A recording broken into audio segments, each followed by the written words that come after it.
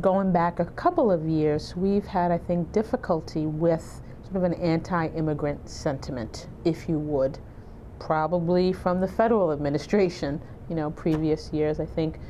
So every year we have what are called Refugee and Immigrant Services and Empowerment Programs, or RISE programs for short, that are funded by the Department of Public Health. Every year in the legislature, these programs are defunded, or then we have to lobby for them to be refunded and put back in the legislative language. So every year it's always a battle to hold on to a very small line item of funding dedicated specifically to refugee and immigrant communities. I think one of the central resources that is unavailable through no fault of any program are emergency shelter resources. The shelters are consistently full, and programs have to look to other states or our bordering communities, New Hampshire, Connecticut, New York, to help women find emergency shelter resources.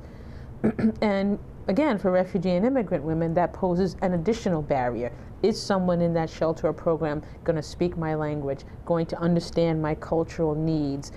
Is someone in that program maybe from my own community, and I don't want them to know that I'm needing to flee or needing to leave home for a particular reason? So the hurdles that refugee and immigrant women have to go through to reach safety, liberty, dignity are so much greater than they are for non-immigrant women. It's extremely hard.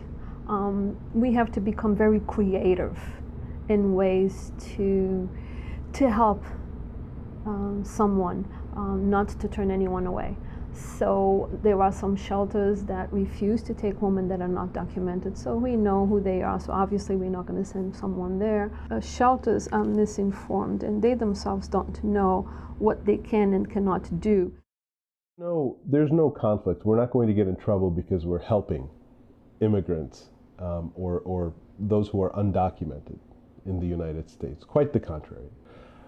There's relief available under the Violence Against Women Act, which was enacted back in 1994.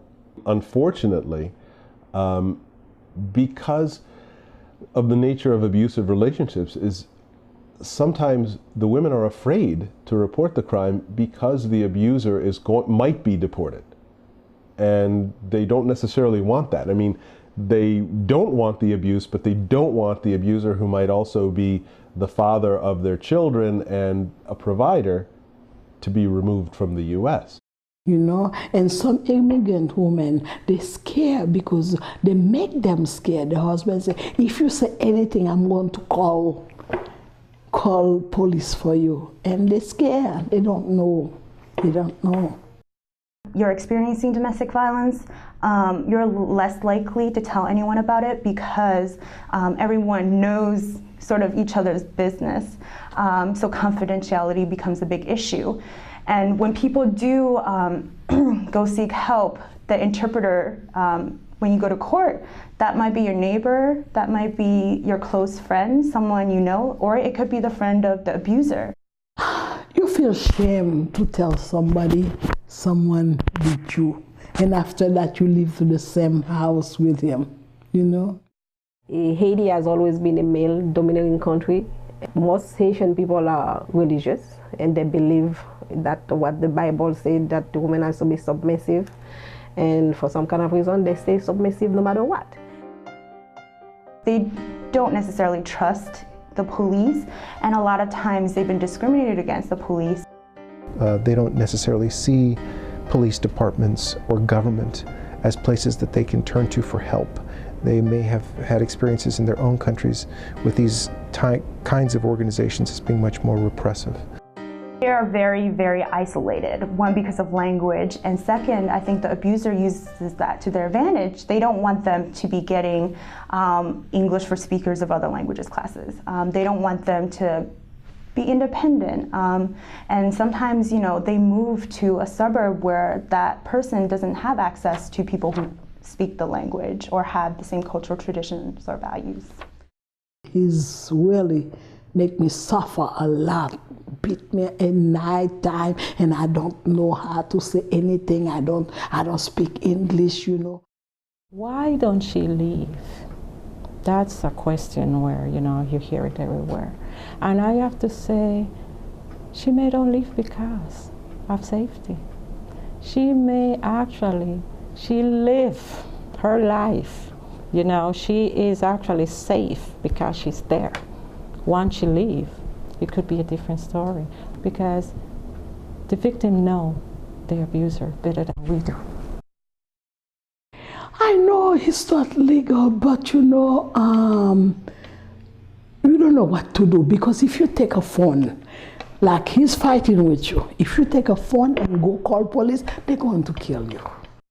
Even though women from immigrant or refugee communities don't necessarily experience more of domestic violence, there are 3 times more likely to die of a domestic violence homicide just because there are no resources for intervention. If that was in Haiti, you have an aunt, you have a sister, you have somebody, you have a parent, you can run to them. But here, you don't know no one. You don't know nobody, you don't know where to go. You know, I changed my name. I pay at the court, probate court, to change my name. And since then, my lawyer tell me to, anytime he come round to my house, they give me restraining order, and this is how he leave me alone.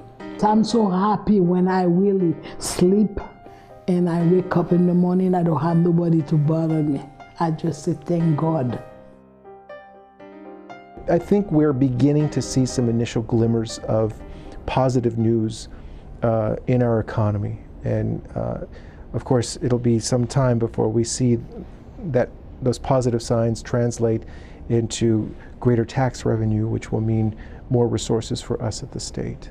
I'm hopeful that things are going to turn soon, but we know that it's still a lot of pain out there for a lot of people. I think there is. I think we see the tip of the iceberg. I think there are many more women out there needing help and support than we are able to reach. Domestic violence don't have gender or ethnicity, or, you know, it's actually, and we are reporting on those who step up and speak. What about those who don't do it because of culture, or because they're afraid, because many reasons, or those stories, untold stories? Those victims who are still out there.